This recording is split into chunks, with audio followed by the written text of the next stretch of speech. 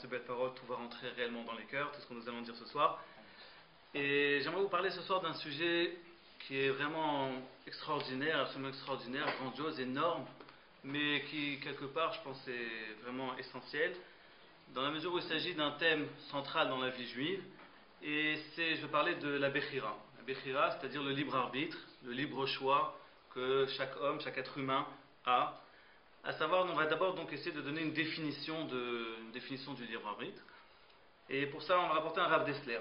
Rav Dessler, qui est donc une référence dans le domaine, lui va expliquer de la manière suivante.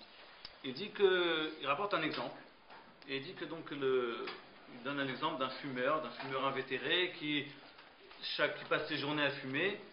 Voilà que le soir, pendant la nuit, il se tord de douleur, il n'arrive pas tellement à cause de la cigarette, bien évidemment, il se tord de douleur, ça l'empêche de dormir. Et pendant la nuit, il prend la ferme décision de ne plus jamais fumer. Il comprend quelles sont les conséquences dramatiques de la cigarette. Et donc il dit, ça y est, c'est terminé, je ne fumerai plus jamais, c'est fini, je m'arrête, à partir de demain, j'arrête tout.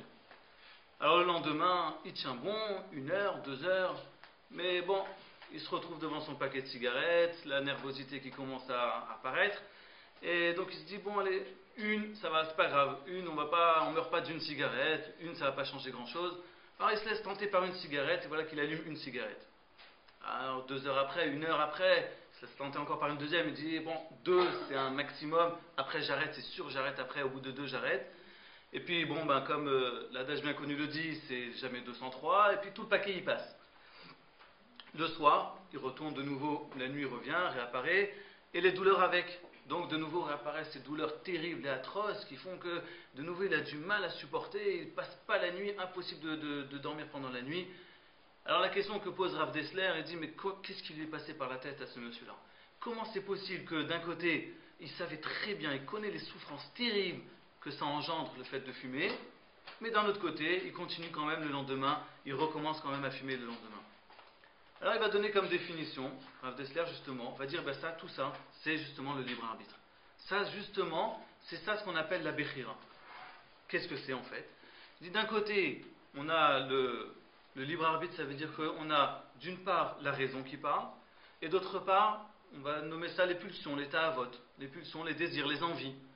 Ça veut dire que s'il n'y avait que la raison qui parlait, eh bien évidemment ce serait très facile. Qui dit cigarette dit souffrance, voire plus, donc je m'arrête là. Mais donc ça c'est si la raison parlait, c'est évident que le lendemain matin il s'arrêterait direct, le paquet se retrouverait à la poubelle. Mais il n'y a pas que ça, il y a aussi les pulsions, l'envie. Il se retrouve devant ce paquet, il se dit peut-être quand même une seule.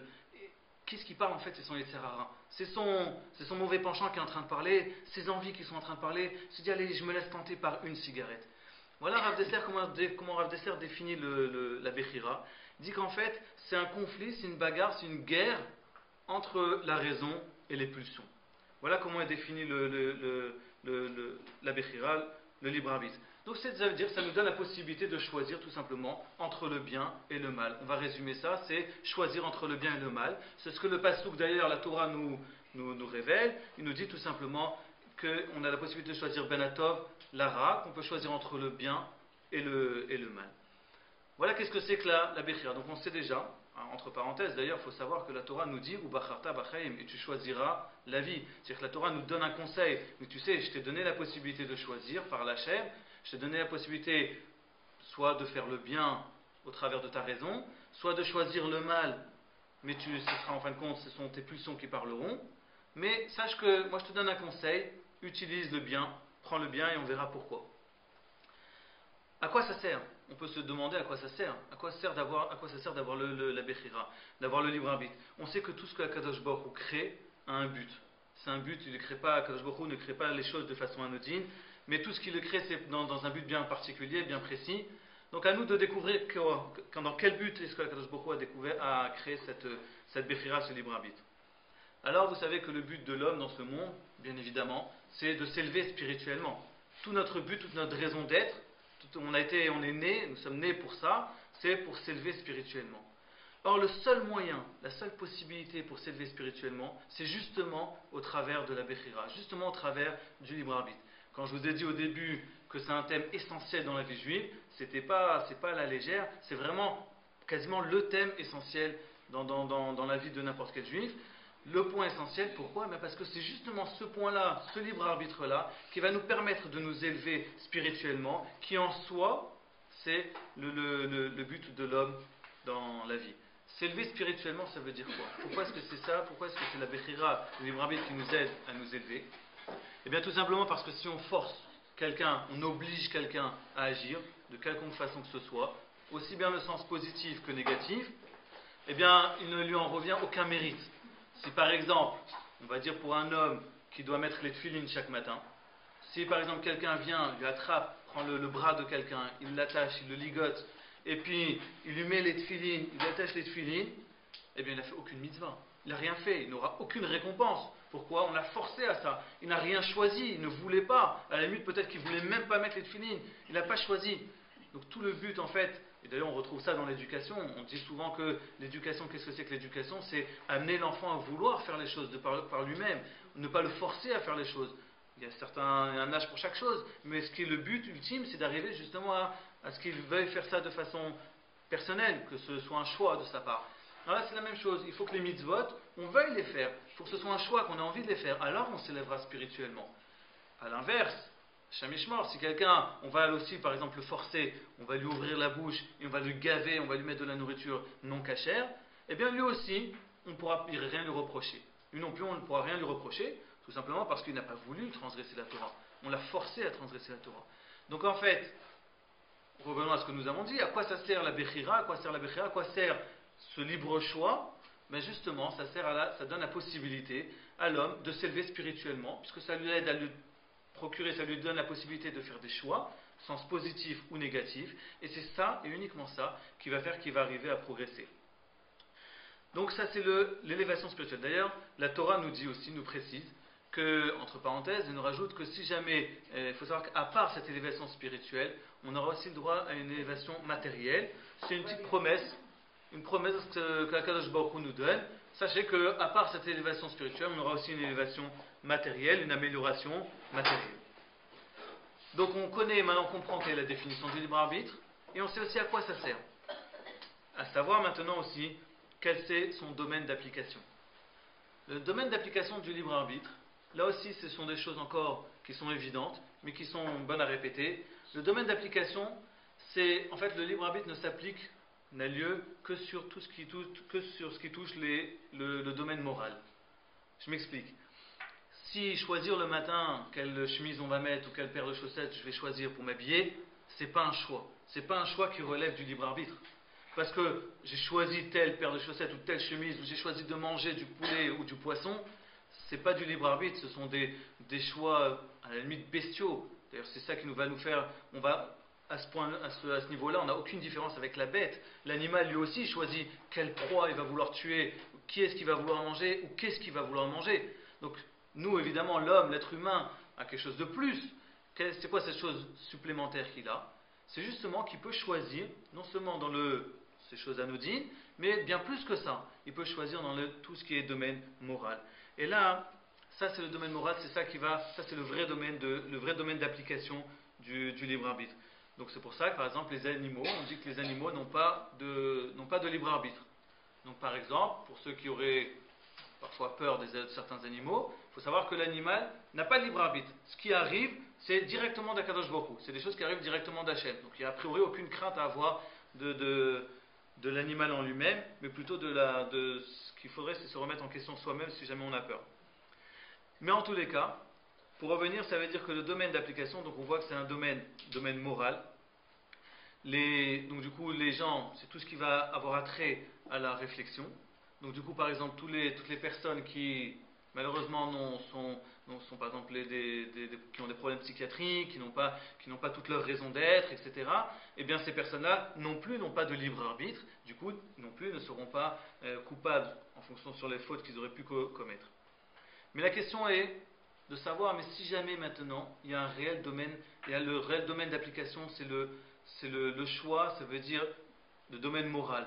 Alors à ce moment-là, il y a une grande question. A priori, le monde a priori paraît être injuste, parce que on sait très bien que chacun de nous naît a des prédispositions, il devait naître, il est né dans une famille différente, il y a des familles qui sont plus religieuses, des familles moins religieuses, des familles qui sont complètement laïques, il y a certains pour qui il va y avoir un combat, ça va être de savoir si je fais Shabbat ou pas, l'autre ça va être de savoir comment je mange mon poisson pendant Shabbat, savoir si je l'applique le mieux, et l'autre c'est savoir si il connaît Shabbat, d'accord? C'est-à-dire chacun va avoir son domaine de morale, donc c'est pas juste.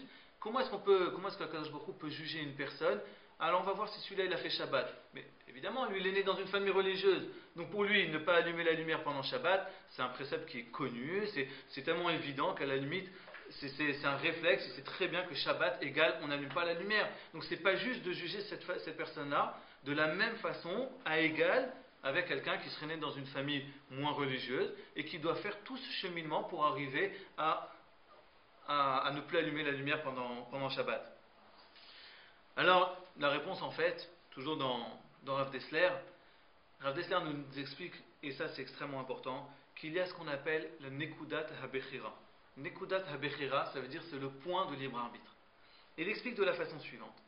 Il dit quand vous prenez une guerre, il parle à l'époque de guerres rangées, d'accord, où on a parlé pas de nos jours, donc les guerres rangées où il y avait toujours le front. Il y avait le front et puis l'arrière-garde.